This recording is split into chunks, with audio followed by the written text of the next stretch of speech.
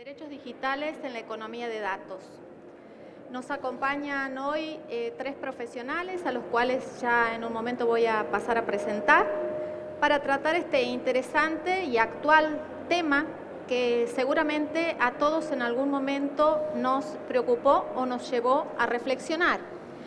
Hoy, en donde debido a nuestro cotidiano hacer dejamos rastros digitales, deberíamos preocuparnos por justamente nuestros derechos como ciudadanos digitales, preocuparnos por la privacidad de nuestros datos y qué hacen las corporaciones, las grandes corporaciones, con todo ese cúmulo de información que tienen disponible sobre todos nosotros. Ahora nos van a acompañar para tratar este tema Antonella Stringini, abogada por la UBA, especialista en Derecho Administrativo y Administración Pública de UBA, actualmente coordinadora académica del Laboratorio de Innovación e Inteligencia Artificial de la Facultad de Derecho de la UBA.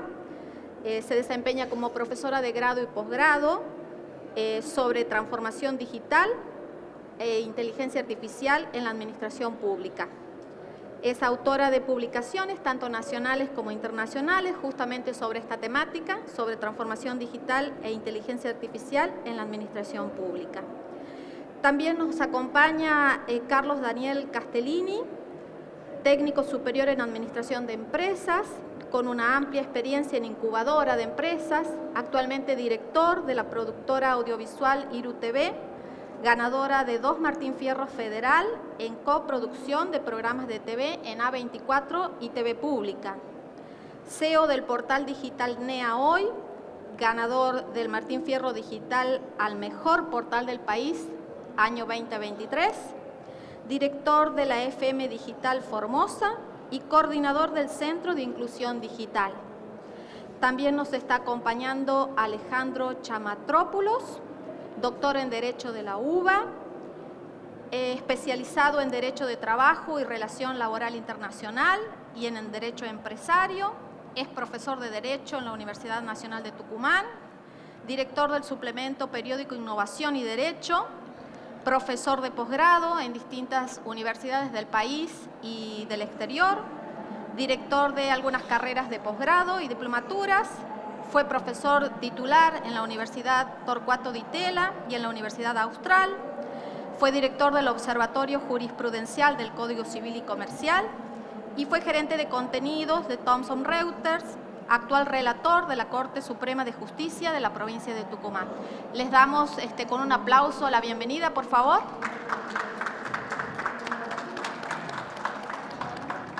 Bueno, voy a invitar a comenzar su exposición a Antonella para que nos cuente un poco de qué trata todo esto de la inteligencia artificial en el ámbito de la administración pública. Muy buenas tardes a todos y todas. Muchas gracias por acompañarnos, muchas gracias Rosana por las palabras. La verdad que estoy muy feliz de venir a conocer Santiago del Estero, poder participar de esta Smart City Expo y compartir con un gran panel de colegas. Así que antes que nada le quiero agradecer a la organización la invitación y darnos el espacio para poder debatir, comentar y charlar sobre estos temas que ya están en la agenda de todos y todas. Bueno, mi presentación del día de hoy va a girar en torno a un área de las ciudades inteligentes, las Smart Cities, que es la gobernanza. Mi propuesta es abordar cómo la inteligencia artificial está produciendo un cambio de paradigma en la administración pública. Para eso les propongo que nos hagamos algunas preguntas que vamos a ir respondiendo a lo largo de la charla, que en primer lugar es ¿dónde estamos hoy en día en la administración pública? ¿Hacia dónde vamos? Teniendo una perspectiva internacional y nacional. Y por último, comentarles un poco del Laboratorio de Inteligencia Artificial que tenemos en la Facultad de Derecho de la Universidad de Buenos Aires y cuál es el método para poder incubar, diseñar y desarrollar un sistema de inteligencia artificial en un organismo público. Para arrancar entonces, ¿dónde estamos hoy en día? ¿Cómo está parada la administración pública frente a los cambios tecnológicos que estamos atravesando? Bueno, hoy estamos en una transición. tenemos una administración pública que utiliza nuevas tecnologías, internet, aplicaciones móviles, redes sociales, pero que está avanzando de a poquito hacia la incorporación de inteligencia artificial, hacia eso que denominamos una administración pública inteligente, una administración pública 4.0, que ya usa tecnologías mucho más disruptivas. La figura o la actriz principal de este cambio tecnológico es la inteligencia artificial. La inteligencia artificial es eso que estamos escuchando todos y todas en todos los medios de comunicación, diarios, revistas, a partir de ChatGPT, por supuesto, pero que no es nada nuevo, sino que hace más de 70 años que ya existe la inteligencia artificial. Definir esta tecnología, ya les digo que fácil no es, porque si lo googlean o le preguntan a ChatGPT, van a poder encontrar tantas definiciones como personas u organismos internacionales quieran definirla. Mi propuesta es centrarnos en 3 elementos para poder definirla.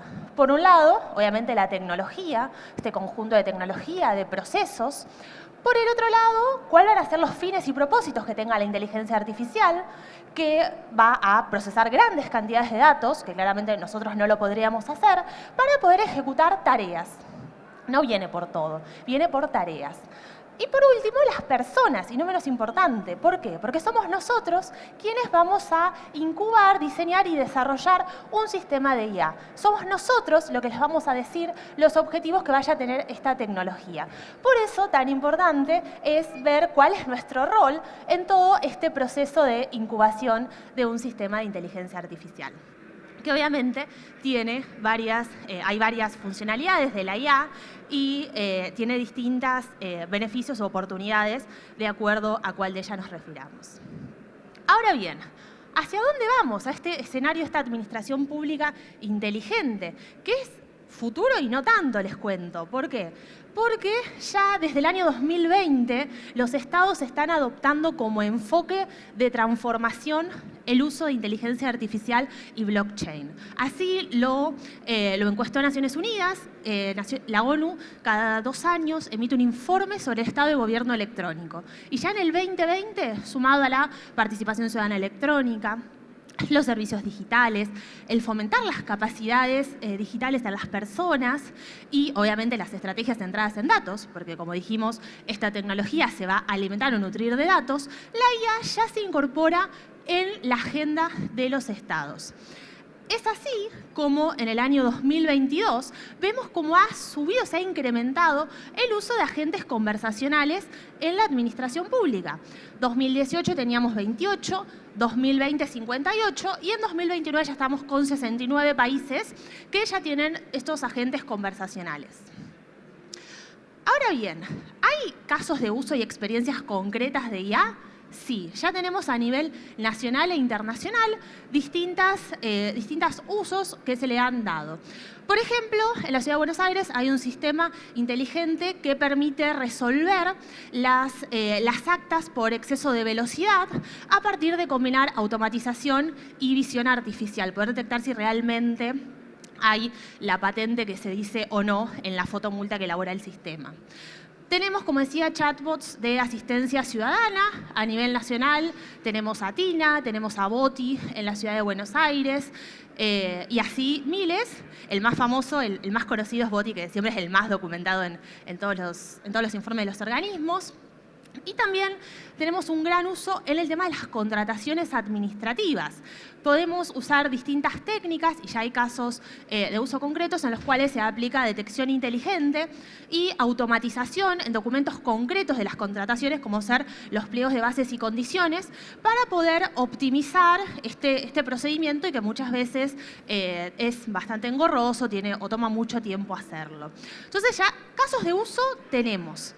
Estamos yendo, pero ya el futuro ya lo estamos viendo hoy en día. Pero, ¿por qué aplicar inteligencia artificial? ¿Por qué estos casos de uso que se están realizando? ¿Cuáles son los beneficios o las oportunidades que nos puede plantear la inteligencia artificial que desde el Estado, desde la gobernanza, pueden hacer políticas públicas más inteligentes, centradas en las personas, porque siempre ese es el foco al cual va la IA, usar la inteligencia artificial para optimizar el funcionamiento interno en pos de brindar una mejor respuesta a la ciudadanía, que eso es lo que siempre buscamos desde el Estado. Bueno, ¿cuáles son algunas oportunidades o beneficios concretos que nos trae aparejada esta tecnología? Nos permite automatizar. ¿Automatizar qué? Tareas que muchas veces son mecánicas, repetitivas y rutinarias, que hacemos todos los días, quienes nos desempeñamos en una organización pública, y que muchas veces no necesitan un valor agregado, sino que simplemente son copiar datos de un documento a otro. Bueno, una de estos beneficios, oportunidades que nos trae la IA, es la que hace que se utilice y se empiece a implementar en los estados. Otra de las cuestiones que nos puede facilitar o ayudar es en predecir la demanda de los servicios, anticipar los problemas de la ciudadanía y poder obtener un diagnóstico más exacto de qué es lo que se necesita en cada organización pública. Obviamente eso me lo hace o me lo permite el procesar las grandes cantidades de datos, que por nuestro cerebro sería imposible y que la inteligencia artificial los puede procesar mucho más rápido. Obviamente esto que nos da mayores herramientas para poder adoptar decisiones, planificar y organizar las actividades que queremos llevar adelante desde cada organismo público. A su vez, nos permite poder evaluar el impacto que tienen las políticas públicas que adoptamos y las que vamos a adoptar. Y lo más importante, es decir, colocar a la persona en el centro de la administración pública, en el centro de la toma de decisiones. Ya no ser la periferia, sino que ser el centro de todas las decisiones que vaya a adoptar la administración. Ahora bien, ¿cómo lograr esto? Porque hasta ahora muy lindo, pero hay que implementar inteligencia artificial en un organismo público o en una organización privada, es lo mismo. Bueno, nosotros, les cuento, como me presentaba Rosana, soy coordinadora académica del Laboratorio de Innovación e Inteligencia Artificial de la Facultad de Derecho de la Universidad de Buenos Aires, primer laboratorio de inteligencia artificial en una facultad de Derecho justamente en Iberoamérica. No sé si a alguno no le suena raro que no sea en ingeniería. Bueno, es en Derecho. Y justamente desde ahí es donde parte nuestro enfoque de centrarnos en los derechos de las personas. Porque vamos a incubar prototipos, soluciones de IA, pero siempre pensando en las personas, en los derechos fundamentales y teniendo en cuenta todas las recomendaciones de todos los organismos internacionales y principios éticos, que habrán escuchado bastante, pero el enfoque parte de esa idea, siempre respetar y proteger los derechos humanos. Desde el laboratorio llevamos adelante distintas soluciones de inteligencia artificial, y tenemos estructurado como un método de cuáles serían los pasos que vamos siguiendo para tratar de optimizar esta implementación o el funcionamiento interno de ese propio organismo. En la primera etapa, vamos a decir, es un diagnóstico holístico del estado de situación de la organización pública, de empezar a conocernos, de saber qué trámites se realizan, cuánto tiempo llevan, las personas que intervienen, hacer un análisis general de cuál es el estado de situación.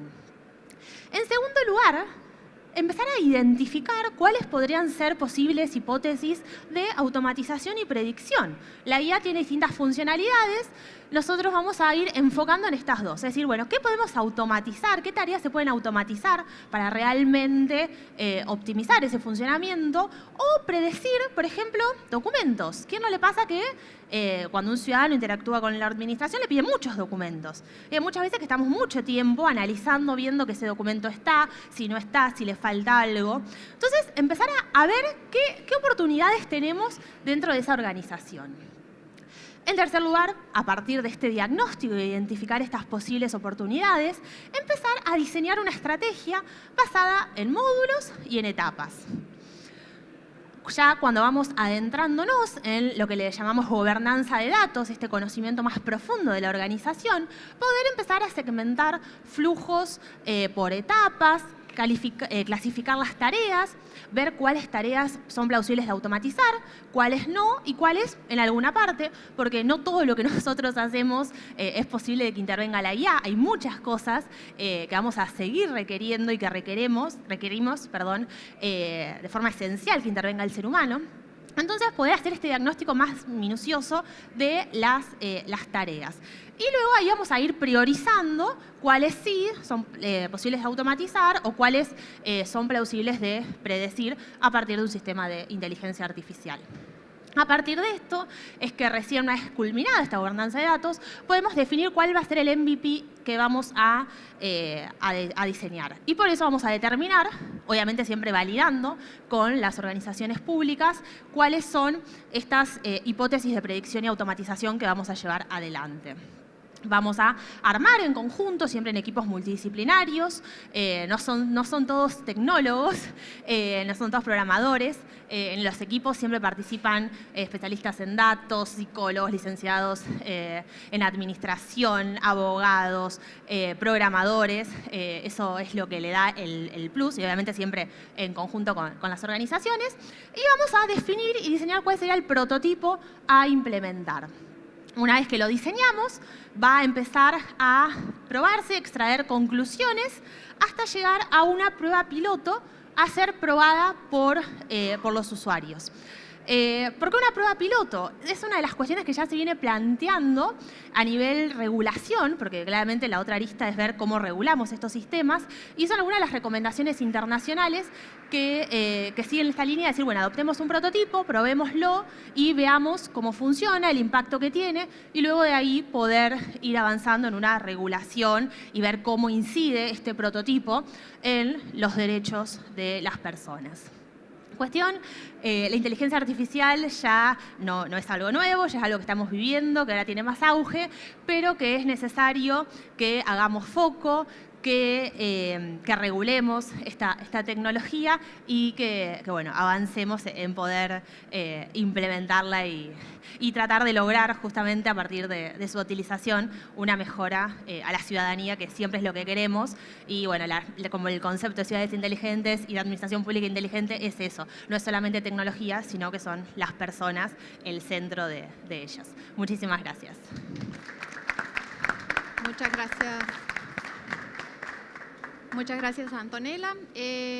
Seguramente ustedes tienen algunas preguntas para formularle a Antonella. Les voy a pedir que las memoricen para al final de las exposiciones hacer la ronda de preguntas con los tres expositores. Yo tengo algunas ya. Realmente me sorprendió, como ya te dije antes, la existencia de un laboratorio de inteligencia artificial en una facultad de Derecho, pero bueno, es un campo sumamente propicio para hacer desarrollos, como hemos visto ya. Bueno, ahora le vamos a dar lugar a Daniel para que nos cuente un poco de su múltiple experiencia con las tecnologías digitales. Buenas tardes. Bueno, soy de Formosa. En este caso, mi charla va a ser sobre el tema de los derechos, pero los derechos sociales, acerca de un desarrollo que les voy a comentar, un centro que desarrollamos en Formosa, que es un centro de inclusión digital y es la unión de lo público y lo privado en el desarrollo de poder mejorar la calidad de vida en este aspecto, en un área específica de Formosa.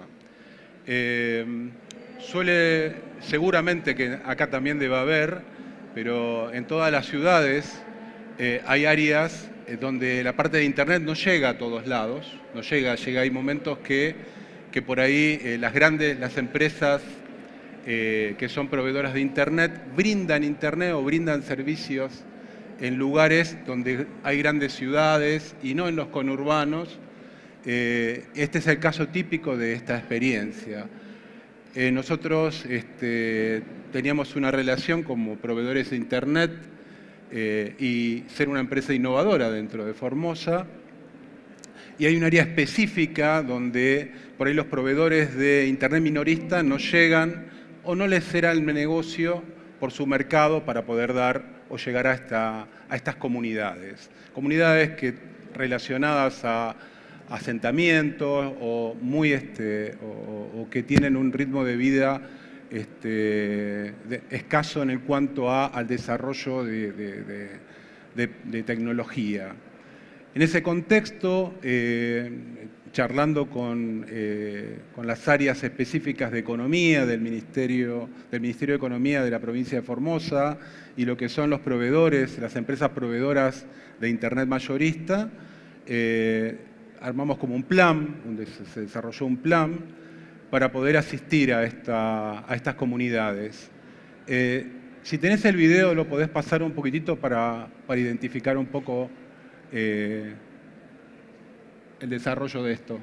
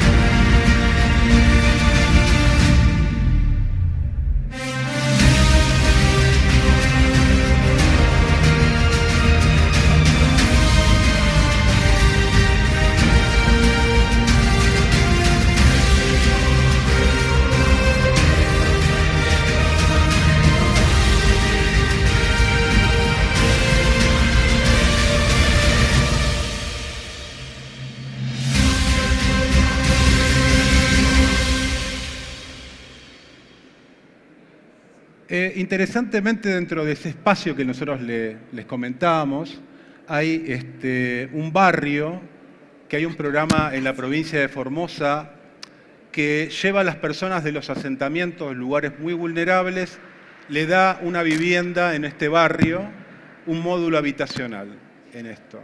Creo que es un programa, se lo donan a las personas para que puedan convivir ahí. Le dan energía eléctrica, tiene todos los servicios y solamente le construyen un módulo y un lugar perimetrado en ese tema. A través de eso nosotros estamos ubicados en ese centro donde hay 3.700 familias ubicadas y estamos haciendo esta prueba donde las personas de ahí, cero acceso a Internet, cero acceso al tema de comunicaciones también.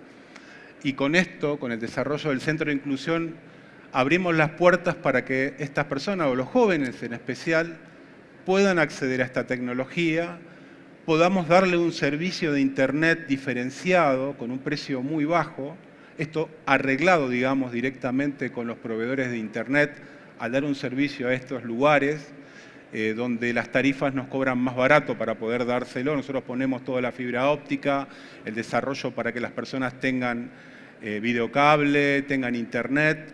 Y para aquellos que quieran acceder al centro, que el centro, digamos, es un lugar donde ellos pueden ir a acceder a Internet, tienen áreas de alfabetización digital donde le ponemos profesores de forma gratuita y desarrollamos también inclusión en lo que tiene que ver con el tema de intermediación laboral en el tema digital. Hoy quizá los jóvenes, este tipo de tecnología o el desarrollo va muy pegado a ellos y es muy difícil que no puedan tenerlo porque en base a esto ellos también presentan ofertas de trabajo. Hoy hay una movilidad nueva donde por ahí las personas por ahí de mi edad, 60 años, por ahí nos cuesta entender, pero los jóvenes a través de las redes sociales, a través de lo que tiene que ver de las relaciones con Internet, hoy se vinculan con trabajo, hoy se vinculan con la educación, hoy se vinculan en relaciones que quizá por ahí nos cuesta entender a nuestra generación. Pero eso es lo que abrimos con este lugar. Libertad total para ellos, para que puedan acceder, nosotros ponemos docentes. Dentro del mismo predio compramos una pantalla grande de LED como para una especie de cine comunitario para las personas. Todo esto también, nuestro centro está avalado, tiene estructura de energía solar, para que también a través de una empresa, Smart Energy, que trabajamos en conjunto en esto, para que las personas también se amiguen con la tecnología, vean que la tecnología también va en el tema del formato sustentable, en este contexto. Y en este desarrollo de lo que venimos haciendo, nuestros primeros pasos son brindar a estas comunidades 5.000 personas de poder llegar a ellos y poder darles estos servicios. Y tenemos una extensión de casi 15.000 a 20.000 personas, que es lo que queremos llegar, que puedan llegar a través de TDA, acceder también a capacitaciones que queremos dar a través de la televisión digital. Tenemos un canal de digital, tenemos una radio dentro del SIC. Adaptamos todos los formatos para que sean amigables a los jóvenes, para que se sientan cómodos en este tema y se puedan desarrollar también tareas de industrias culturales dentro de ese contexto. Hace poco, no hace mucho, lo llegamos a habilitar. Nuestra extensión, ya estamos relacionados con la gente, vemos cómo, en temas que los jóvenes, nos enteramos por las historias de vida que teníamos en Formosa, donde por ahí los jóvenes tenían que ir, no tenían internet, tenían que ir a la biblioteca de su escuela y dejarse tiempo ahí, o quizá una plaza que tenga poca conectividad para poder bajar sus tareas, o el desarrollo de comunicarse o de poder estar dentro de la red. A través de todo esto, pusimos también, dentro del proyecto, dejamos 10 puntos también dentro de todos los barrios, con Wi-Fi gratuito para las personas, con una potencia bastante elevada, para que también no es necesario que vengan, digamos, al centro. Hablamos con las escuelas también que están en la periferia, les accedimos hasta también donar computadoras y que puedan acceder en esto. Estamos haciendo que realmente una prueba social, que creo que después esto se pueda replicar en otros lados.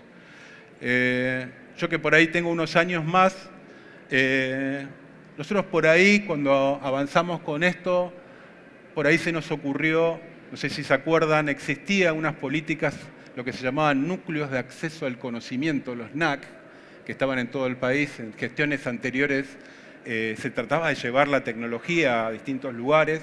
Yo creo que el desarrollo del Centro de Inclusión Digital es una evolución de ese tipo de programas, tratando de profundizar y llegar más allá en la realidad que hoy vivimos y que puedan realmente puedan acceder las personas o los jóvenes, puedan acceder a esta tecnología, a la comunicación. Va de la mano de la comunicación, por eso el tema también del canal, la radio, a la información en general que tampoco puedan adquirir los jóvenes. Hoy también estamos dando clases en estos lugares y por ahí hay clases, por ahí nos sorprendía, porque hacemos en base a la demanda de la gente, en base a la demanda de los chicos, y nos sorprendió robótica, animación, y en los lugares más humildes, que los chicos tengan acceder y no tengan que llegar a un lugar súper tecnológico que por ahí es inalcanzable para ellos, sino a través de este tipo de programa poder llegar a hacerlo. En esta etapa nosotros ampliamos una zona que creemos probablemente podamos replicar este centro de inclusión en otras áreas, en otros departamentos de Formosa, y podamos llegar a toda la provincia con este tipo de políticas, ¿no? Así que bueno, en general esto va por otro lado, son los derechos sociales de los jóvenes, más apuntado a ellos para que puedan contar con el desarrollo, tengan esta soberanía de poder contar con estos desarrollos. Repito, es un establecimiento público-privado, en este caso la cooperativa, por lo que se nombró, nosotros por ahí nos dedicamos a la innovación, todo trabajamos con jóvenes, nos va bastante bien y es algo que nosotros sentíamos que debíamos afrontar desde la cooperativa, ver cómo podemos ayudar, incorporar también este tema de ayudar a los que menos tienen, como para poder sumar quizá el día de mañana nuevos integrantes a nuestra estructura de la cooperativa. Muchas gracias. Gracias, muy bueno. Bueno, muchas gracias Daniel. Recuerden sus preguntas para el final, por favor. Alejandro nos va a contar un poquito en lo que trabaja y se apasiona, que es la inteligencia artificial en el ámbito del derecho. Y en particular nos va a contar un poco también de lo que está tan de moda, el chat GPT, ¿sí? Para ver qué es lo que se hace en el ámbito jurídico. Alejandro. Ahí estamos. Bueno, ¿qué tal? ¿Cómo les va? Buenas tardes. Gratamente sorprendido e impactado por este evento. No había tenido la ocasión de venir el año pasado, así que felicito a las autoridades y a todos aquellos que hicieron posible este lindo monstruo, ¿no?, que es esta expo. Gracias a ustedes, a los organizadores, a quienes me invitaron. Un placer compartir con ustedes este panel. Vamos a hablar un poco de ChatGPT o GPT, como le quieran llamar, pero no desde la visión tradicional o esperable que es una defensa ultranza de todas las potencialidades, sino también marcar desde ya con una postura pragmática y realista lo que cambia, porque desde ya cambia mucho, pero también lo que permanece, ¿no? Por distintas cuestiones vinculadas a esto, ¿no? Este chico, Sam Altman, 38 años, es el fundador de OpenAI, la compañía que en su momento era una organización sin fines de lucro, hoy no lo es, después de que Microsoft empezó a inyectar mucho dinero al respecto, ¿no? Entonces muestra, por un lado, también lo dinámico que son estas compañías y estas organizaciones que podemos pasar de acelerar de 0 a 100 en un ratito. Esta compañía fue fundada en 2015, piensen que Elon Musk fue uno de los fundadores y ya se retiró y es uno de los firmantes de paremos la pelota 6 meses y establezcamos una suerte de moratoria al respecto con estas iniciativas. Con lo cual, los actores, los héroes y los villanos pasan de un lugar al otro continuamente. Eso es muy importante tenerlo presente cuando hablamos de desarrollo en materia de Smart Cities, porque el ambiente es muy dinámico y los actores, los jugadores relevantes, pueden empezar a experimentar este tipo de dinamismos, ¿no? Pero cuando hablamos de grandes tecnologías, ChatGPT desde noviembre para acá inundó, como decía Antonella recién, todo lo que era noticieros y la vida cotidiana. Es la primera inteligencia artificial que desde el punto de vista cultural logra penetrar la vida cotidiana de las personas. Si esta conversación la teníamos hace un año atrás, muchos de ustedes iban a poner cara de qué interesante lo que están diciendo, pero por sus adentros decían, lo que están diciendo es un poquito ciencia ficción, son cosas que acá no las vemos, todo muy lindo, pero acá en Tucumán donde soy yo o en Santiago no lo vemos, ¿no? ChatGPT ya lo vemos y empezamos a experimentar cambios y empezamos a curiosear, ¿no? Si yo les preguntaría a ustedes, ¿cuántos de ustedes ya curiosearon la herramienta ChatGPT? Levante la mano. ¿Quién intentó? Más de la mitad, ¿no? A menos de 4 meses su lanzamiento, yo les preguntaría a ustedes, ¿con qué otra inteligencia artificial empezaron a interactuar y se familiarizaron tan rápido y era tan fácil en cuanto a su accesibilidad y a su usabilidad? Iba a decir con ninguna. Bueno, este es el primer gran impacto que produce esta IA. Entonces, por supuesto que el momento 2 de todo esto va a ser, ¿y ahora qué hacemos con todo esto que la máquina pareciera ser una inteligencia artificial fuerte o general que me da respuesta de todo, puede hacer todo? ¿Y cambia nuestras habilidades cognitivas? Seguramente sí, ¿no? Y empieza a desarrollarse el concepto de prompt, básicamente que son las instrucciones o preguntas, y ahí va a empezar a transformarse nuestro sistema cognitivo. Tratemos de estudiar siempre inteligencia artificial de la mano de las neurociencias cognitivas y la ciencia del comportamiento, porque si hablamos de inteligencia artificial, yo estoy al borde de la mala praxis si es que diseño una IA y no conozco cómo funciona el cerebro. Más que nada para setear expectativas, al día de hoy se conoce menos del 20% del funcionamiento del cerebro humano, con lo cual yo estoy trabajando en base a un modelo extremadamente simple. ¿Qué quiere decir? Que hay un 80-85% de las habilidades cognitivas que no las conocemos aún, con lo cual el riesgo de pifia es muy grande aún. Sobre esa base entonces decimos, bueno, ya no va a haber que memorizar cosas porque yo todo le puedo preguntar y en la educación están escandalizados con qué hacemos con los alumnos que empiezan a usar esto. Bueno, yo por lo pronto en la facultad ahora ya no tomo exámenes de respuestas, tomo exámenes de preguntas, ¿no? La evaluación es cuántas preguntas, mientras mejor preguntes, ¿sí?, mejor vas a usar esta herramienta. Entonces ya fíjense que lo interesante ya no es formular respuestas, sino saber formular preguntas. Entonces decimos cambia, ya no hay que memorizar, cambia nuestro sistema cognitivo, la IA nos va a comer, etc. Sin embargo, esa tendencia es muy propia del ser humano en sentirse siempre, cada generación se sintió siempre la más importante de la historia, la que vivió momentos bisagra.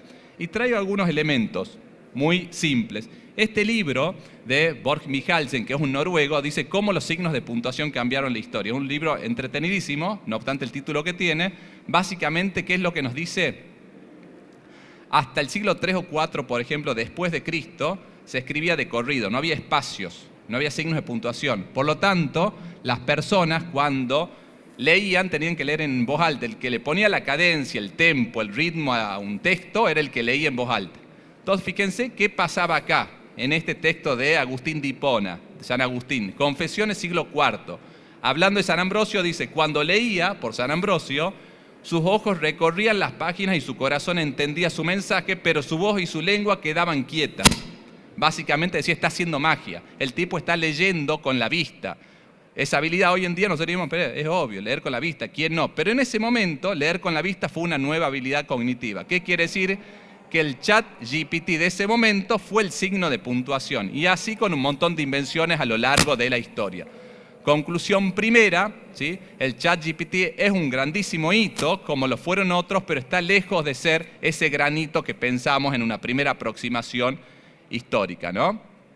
¿Por qué tiene tanta potencia? Estos tres autores, ¿sí? Cuando hablan en este libro, Máquinas Predictivas, señalan que básicamente el éxito de la IA es poder bajar enormemente los costos de decisiones y de comportamientos. Yo puedo predecir a un muy bajo precio, entonces bajo los esquemas de alzada, ¿no?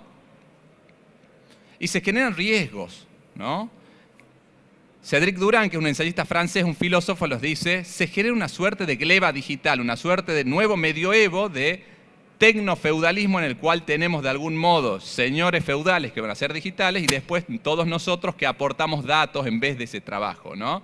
Y por supuesto que también hay otros detractores que los invito también a leerlos para tener una visión completa de toda la cancha, como Byung-Chul Han, ¿no? Que es el filósofo surcoreano que estudió en Alemania. Algunos habrán leído algunos de sus libros. Uno tiene unos opúsculos chiquititos, La sociedad del cansancio, El aroma del tiempo. Esto después eventualmente se los dejo si es que alguno no lo quiere, no hay problema.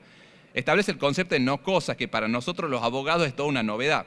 Las no cosas, según Byung-Chul Han, ¿sí? Es todo lo que suele leer a digital. Nosotros como abogados a veces pensamos de manera cuadrada, o sos persona o sos bien. Pero ¿qué es una no cosa? ¿Es una persona? No, tampoco. ¿Es una cosa? No, es una no cosa. Bueno, pone en juego categorías esas características, ¿no?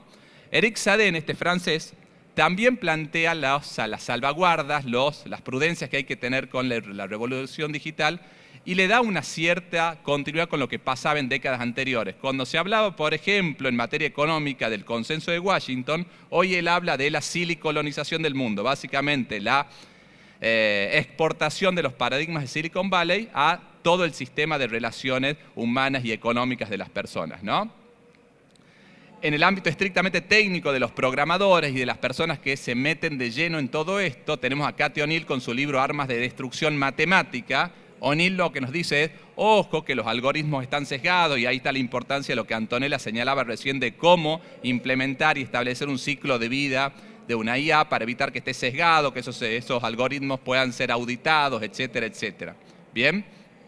¿Por qué? Porque surgen resultados que pueden ser escandalosos. Por ejemplo, O'Neil nos mostraba en distintas industrias, en la industria del seguro, en la industria de la educación privada universitaria, como saben ustedes en Estados Unidos hay que rankear a distintas universidades, en los procesos de selección laboral, cómo esta ayuda se puede transformar en un boomerang. Ejemplo para ustedes, somos 4 personas de departamentos de recursos humanos y nos caen 16.000 currículum para cubrir 100 puestos en una semana, ¿no? Nos vemos tentados a que el algoritmo nos diga, preseleccionamos los currículum, pero después de golpe supongamos que de los 100 currículum selecciono 90 hombres y 10 mujeres. ¿Bien? Entonces tenemos que cuidarnos no solamente del sesgo de la programación, sino de los sesgos en las variables que se tomen en cuenta al momento de determinar cómo va a predecir o cómo va a filtrar o cómo va a preseleccionar. En este libro se trata mucho esto. Y se genera una suerte de filtro burbuja. Esto, Eli Pariser nos dice que de algún modo, cuando yo, y esto es importante para el ChatGPT, cuando voy interactuando con una herramienta y yo le devuelvo una tarea y la herramienta me devuelve otra, yo me voy sesgando, la herramienta me entrega resultados sesgando y mi mira se va estrechando. Con lo cual no pierdo visión de toda la cancha y por lo tanto pierdo posibilidades de charlar, de comprender de al lado, y esto, por ejemplo, puede ser uno de los riesgos que traiga la IA en materia de lo que se conoce políticamente como polarización. estos tres los paso rápido, básicamente para que tengan presente que lo que estudian Kahneman, Tversky, Thaler, Sunstein, habla de las ciencias del comportamiento, la economía de la conducta, la importancia de las neurociencias y en definitiva la arquitectura de las decisiones, tanto en materia real como digital, y teniendo presente que yo no puedo diseñar, ¿sí?, tecnología sin tener presente no solamente cómo creemos que nos comportamos, sino cómo efectivamente nos comportamos y sobre esa base diseñar políticas públicas, diseñar comportamiento en organizaciones privadas y públicas, etc. Este camino empieza a normativizarse, ética de la inteligencia artificial, normativa UNESCO, es el primer instrumento normativo a nivel global, no es obligatorio, pero es lo único que hay, en principio, con lo cual uno lo va a agarrar por una cuestión de necesidad. Básicamente plantea lineamientos éticos, qué decisiones se pueden delegar, qué decisiones no se pueden delegar, la transparencia, qué pasa con la opacidad de los algoritmos, qué pasa con el ChatGPT, cómo me entrega la respuesta que me entrega, etcétera, etcétera. Y llegamos a Argentina. Hace muy poquitos días, el 2 de junio, salió una disposición que aplica al sector público fundamentalmente, que entiende a la IA como un ciclo de vida. Entonces, básicamente, trae eso UNESCO, lo pone acá, incluye ChatGPT y un montón de otras IA, y básicamente nos dice, esto es lo que me importa señalar. Ciclo de vida de la IA, que era un poco lo que Antonella ya marcaba, ¿no?, de estudiarlo como una vida, desde la creación, desde que algo queda ideado hasta que lo creo, y lo más importante también, el después de, cuando esto fracasa. ¿Qué pasa si la IA fracasa? ¿Qué pasa si la tiro a la basura? ¿En qué sentido queda eso? Bien, eso es norma y esto sí es obligatorio. ¿Bien? Principios: proporcionalidad, inocuidad, equidad, no discriminación, sostenibilidad, derecho a la intimidad, protección de datos, supervisión de las decisiones de la máquina por parte de humanos, transparencia y explicabilidad, rendición de cuentas, sensibilización, educación, gobernanza de datos. Y si nos ponemos un poquito en lo que cambia, empieza la preocupación de lo que se denominan hoy los derechos humanos del siglo XXI. Rafael Yuste, este español que es profesor en Columbia, acaba de lanzar hace un par de años la iniciativa de lo que denominan neurorights, neuroderechos, que tiene algo tan escandaloso como toda persona tiene derecho a que no le lean la mente. Bueno, eso que parece futurología está al alcance de la mano tecnológicamente hoy ya. Y Chile, por ejemplo, está trabajando una ley al respecto, y Brasil, justo ayer me llegó una invitación al respecto, en el cual estaban por trabajar en otra ley para esto. ¿Cuáles son los derechos humanos del siglo XXI? Que no me lean la mente. O sea, la intimidad ya no es solamente que no me miren el celular, sino que no piensen lo que yo estoy pensando de Luis Miguel en este momento, ¿no? Tengo derecho a que la gente no piense lo que yo estoy pensando, que no acceda a eso. Estoy pensando bien de él, quédense tranquilos.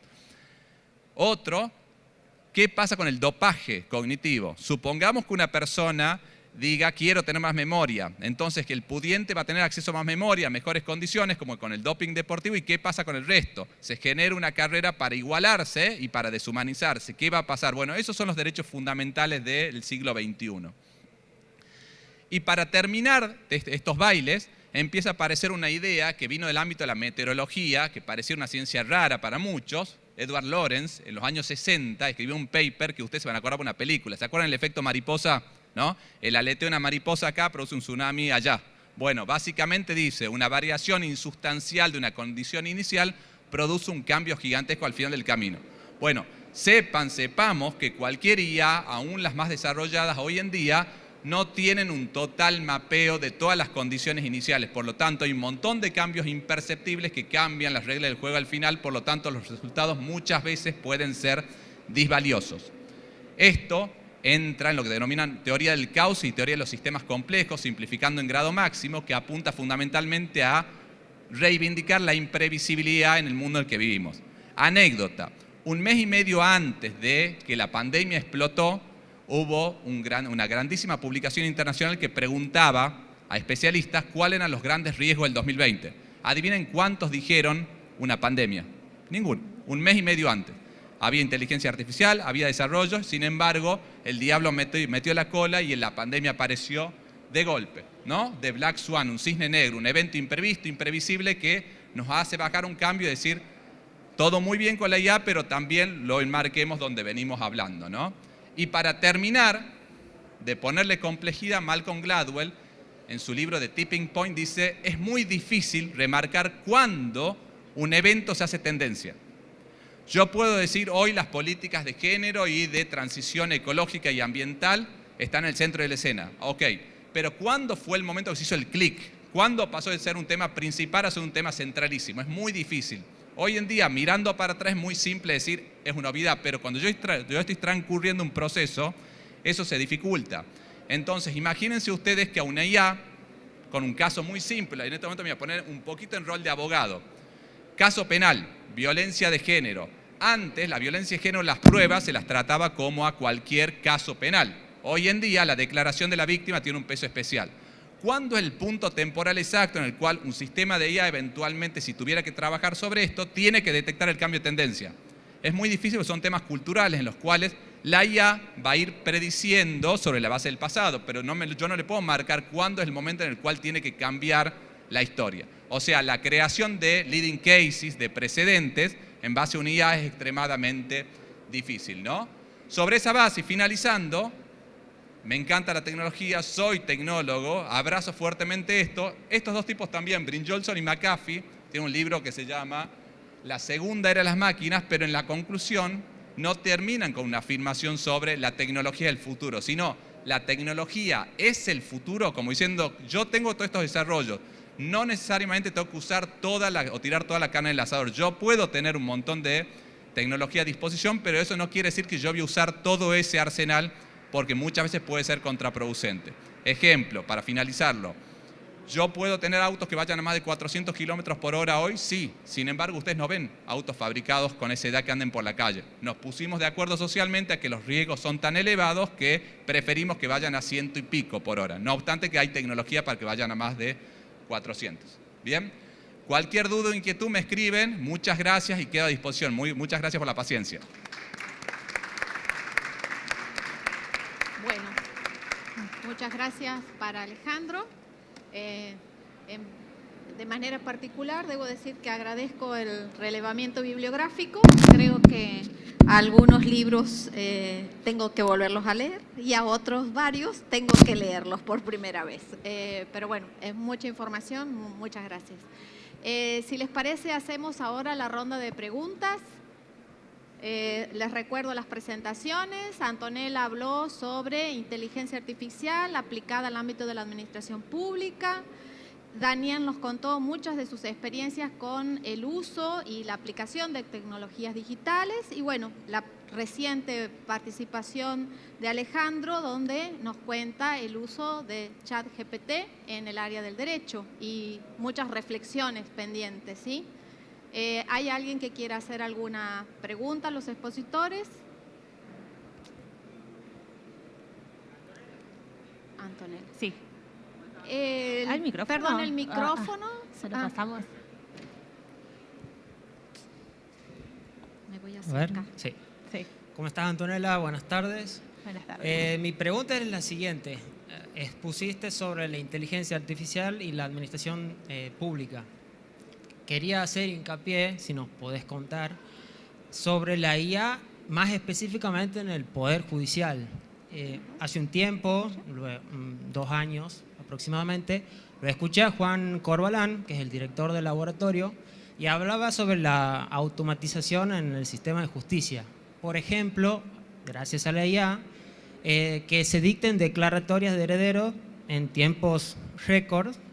En un proceso sucesorio. Exactamente, sí. Como así también en juicios ejecutivos, como por ejemplo los cobros de pesos, que también en procesos monitoreo y demás se automatizaba mucho más, que eran etapas de prueba en ese momento. La pregunta en particular es si en todo este tiempo, si sabes, si en Buenos Aires o en Argentina, ya se empieza a aplicar en juzgados, que empiezan a trabajar con la IA de esa manera, y obviamente los tiempos se van a acelerar mucho más, que lo que también demanda la sociedad, que siempre recalca que los tiempos de la justicia son bastante extensos, y bueno, yo creo que la IA puede dar una muy buena solución a ese tema. Sí, bueno, muchas gracias por tu comentario y pregunta. Sí, desde el laboratorio estamos trabajando con pruebas de concepto o pruebas piloto, pero no se ha seguido escalando en los organismos. Hemos ido con otros poderes judiciales trabajando, sí, en la provincia de Buenos Aires, por ejemplo, en la ciudad de Buenos Aires, con la ministra de Santiago del Estero que habíamos trabajado aquí y que ahora vamos a seguir escalando. Hay un proyecto de CAF muy, muy importante, pero sí, se están cerrando pilotos. Ese sería el estado. De nada. Alejandro, con todo esto que nos ha dicho, ¿cuál es el derecho a equivocarnos entonces dentro de este sistema actual de algoritmo y de la inteligencia artificial? ¿Nos va a ser permitido a los abogados equivocarnos? ¿De qué manera? ¿Va a ser un derecho humano fundamental dentro de la electrónica esto? Sí, en mi opinión, nosotros al equivocarnos lo tenemos pensado como una negligencia. Hoy en día con un médico la pifia, ¿no? Negligencia, mala praxis, el abogado, cualquier profesional. Sin embargo, nosotros cuando hablamos de algoritmos, básicamente le delegamos tarea porque es un buen empleado, es un buen asistente que nos devuelve la pelota redonda bien. Entonces yo no sé cómo lo hago y lo hace mejor que yo y a más bajo costo, ¿no? El GPS yo ya no digo dónde queda la casa de tal, lo cargo en el GPS me va a llevar mejor. Entonces, a medida que va avanzando a base de buena performance, yo le voy delegando decisiones. Pero es una mancha de aceite que se va expandiendo. Primero pasamos las películas de streaming al GPS, pero después se va involucrando a niveles cada vez más esenciales de la vida. No va a llegar un momento en el cual muy pocas decisiones van a quedar en el ser humano y nos podemos preguntar si hay un ámbito de decisiones reservadas para nosotros. Y te lo planteo con doble escenario. Supongamos que los vehículos autónomos, en 10 años se haga este evento en Santiago y esté lleno de vehículos autónomos y el índice de siniestralidad baje enormemente.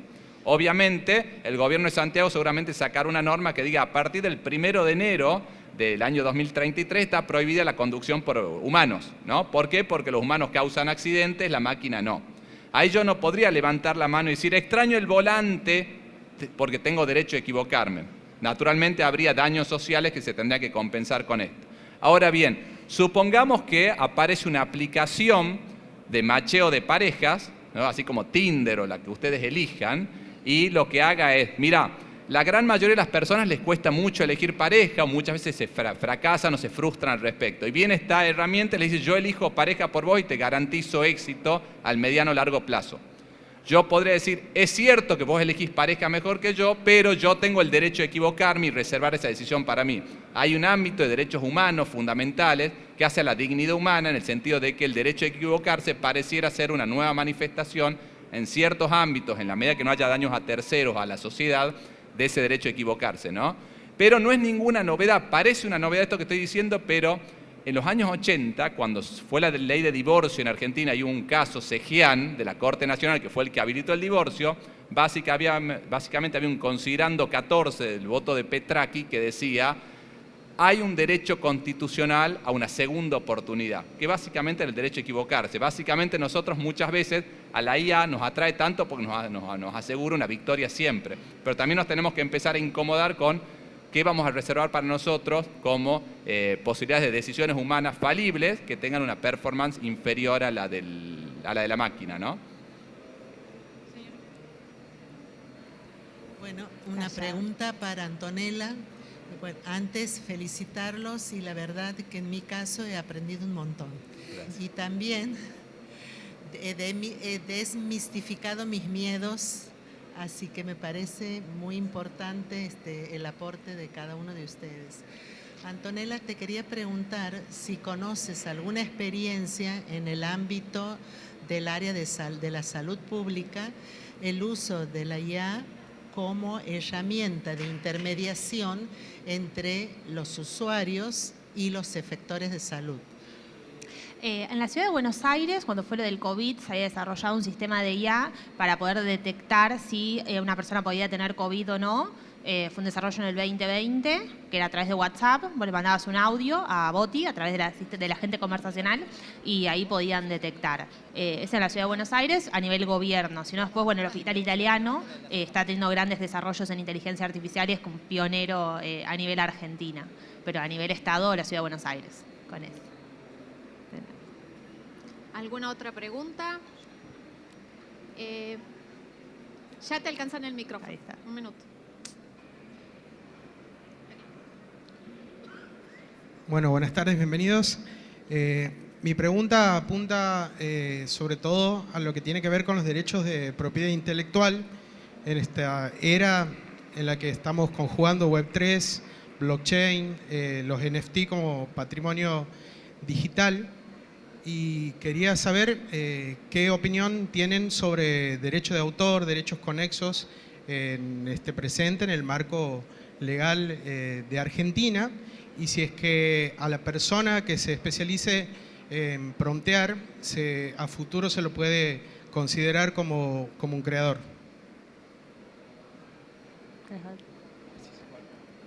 Te la respondo según mi visión, por lo menos. Es una respuesta que a veces nos desmoraliza. La IA, en el caso ChatGPT o DALL-E o cualquier sistema de las características que mencionamos, no es que le está robando a tal persona individualmente considerado esa imagen, ese dato, ese texto, sino que maneja un volumen en el cual está incluido lo tuyo, ¿no? Entonces, en principio, es muy difícil desde el punto de vista jurídico que haya un interés tutelable que diga la imagen, el cuadrito que pintó Chamatrópulos fue lo que fue plagiado de algún modo por la IA. Ahora bien, del punto de vista colectivo, sí hay algunos reclamos ya en Estados Unidos en los cuales lo que llaman las asociaciones, por ejemplo, lo que sería en Argentina SADAIC o Asociación de Actores, etcétera, piden por los derechos colectivos para que se reconozca una suerte de compensación que no está atada a la indemnización ni al perjuicio, sino es una especie de fee por uso que diga, bueno, un derecho de uso de este tipo de herramientas, ¿no? Pero la 11723, que es la ley argentina todavía en materia de propiedad intelectual, no da respuesta a esto que señalamos, ¿no? Y en cuanto a creación, por supuesto que puede haber creación porque en realidad cada vez que yo combino dos cosas que antes no estaban juntas, es una creación. De hecho, todas las cosas se hacen a hombros de gigantes, ¿no? Nada se crea desde la nada y en este caso quizá está más evidenciada la trazabilidad de los elementos que yo usé para crear con estas herramientas, ¿no? Pero sí perfectamente podría haber una creación o un creador usando estas herramientas. ¿Alguna otra pregunta más?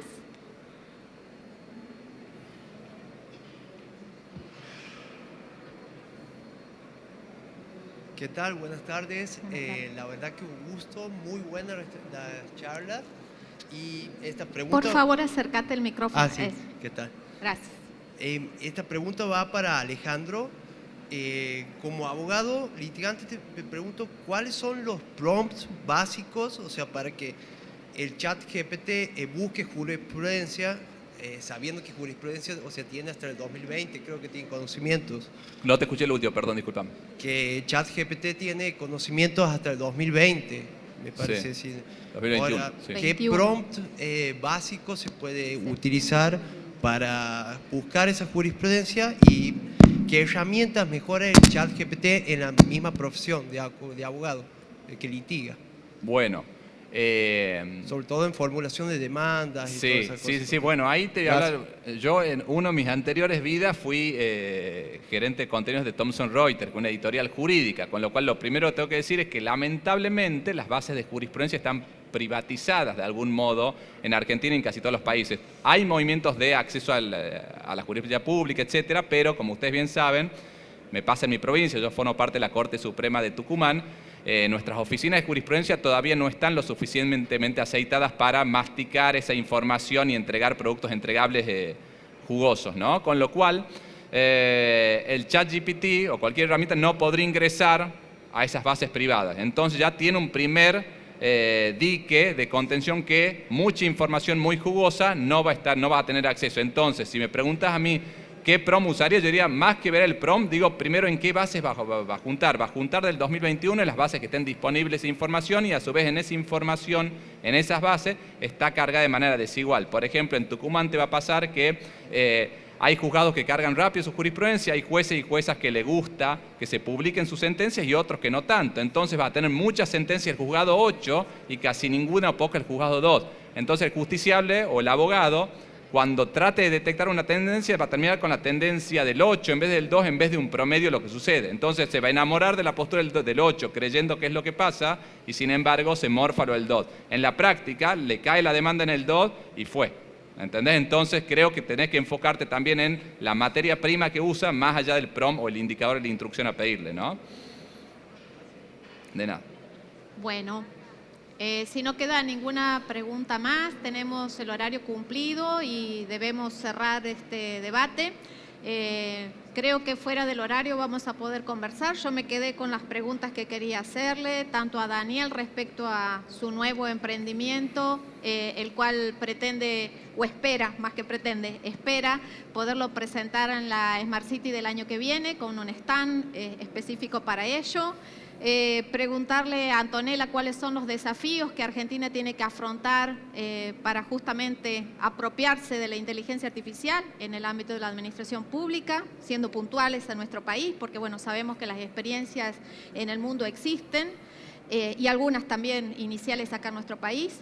Y me quedé con ganas de investigar un poco, no sé si a ustedes también les pasó, de cuál es el nivel de apropiación de inteligencia artificial que tiene el ámbito jurídico de nuestra vecina provincia, Tucumán, ya que tenemos al representante acá. Así que bueno, los invito, si tienen tiempo y ganas, de que nos encontremos ahora a la salida de la sala para poder hacer esas preguntas y cualquier otra que ustedes deseen formular. Les agradezco la atención y les pido un aplauso, por favor, para nuestros expositores. Muchas gracias. Muchas gracias.